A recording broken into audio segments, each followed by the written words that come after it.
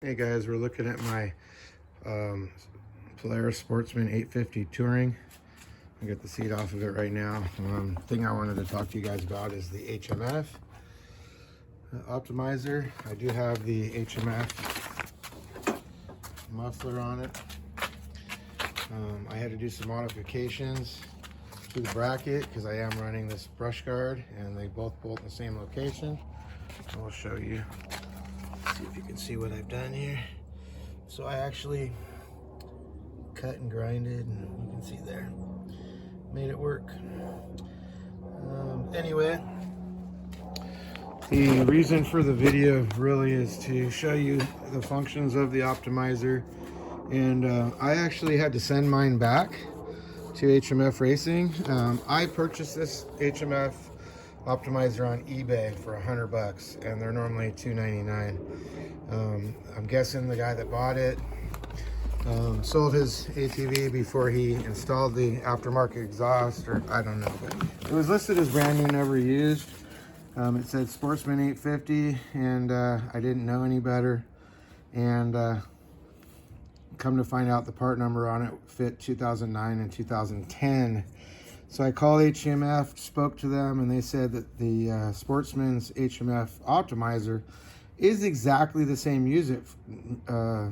exact same optimizer from 2009 all the way to like 2020, 2021. The only difference is the flash that they put in to program the actual the optimizer is different. The wiring harness itself, all the plugs are all the same, so they'll all plug in. So all that I had to do was send it back to them. They could reflash the optimizer and put the correct program in it, and then I would be able to use it. They do not charge anything to do that. So if you do end up buying a newer model ATV, you can just take your old optimizer off, save it, and send it back to them, and they can reprogram it for the newer model, just so you know.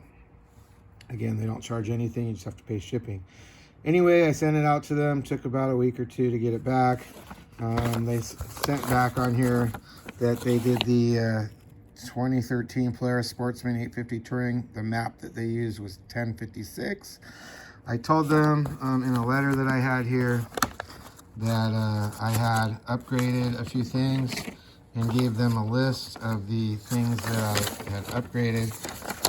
So my upgrading was I added a K&N air filter, K&N pre-charger wrap over the filter. I added the HMF Titan QS slip-on muffler and their optimizer, and if they had any recommendations for the preset on it, to let me know.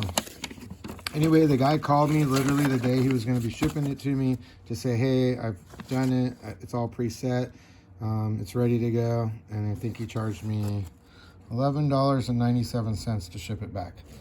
So you can see there, unit price, they didn't charge me anything to reprogram it.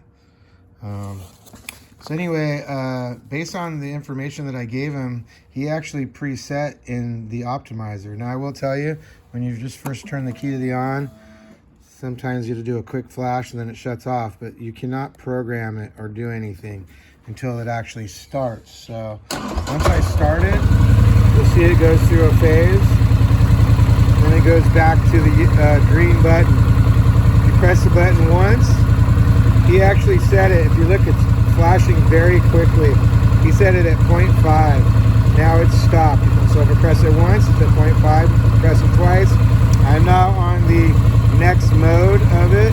He did set it to 2.5, which is a stock setting. So we'll press it again, go to the third setting. Now this setting is normally set at 4, and he set it at 2. So again, the factory setting is normally 4, and he set it at 2. We'll go through this again. This next setting is the orange blue. That's 4.5, and then the red blue is set at 4. So those are all set at the stock settings. That's what he set it at. Again, if you look online and you look at their settings, it will tell you that they want to set the first setting at 2. So if I went like this, I could actually set it at 2, and it would run richer at idle. Now if I wait a few seconds, it goes back, and now it's perfectly set. If I set it again, I can go ahead and hit the negative button, slow flash, now it's a fast flash. If I just leave it at that, I've now put it back at what it was. Now it's stopped. So we'll go ahead and 2.5 because it's between 2 and 3. It's at 2 for the red.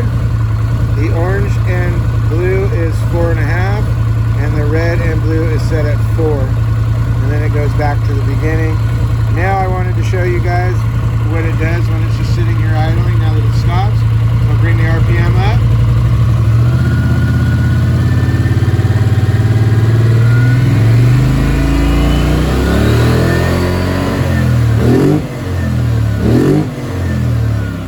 So you can see as the RPM comes up, the red lines do move on this. I guess it's kind of showing you when it gets into each mode, which mode it's in. So maybe if you're watching this and it gets into the second mode, you feel like it's a little too lean in that mode. I don't know for sure if that's the idea behind it, but I was kind of watching. And if you notice the RPM when I raise it,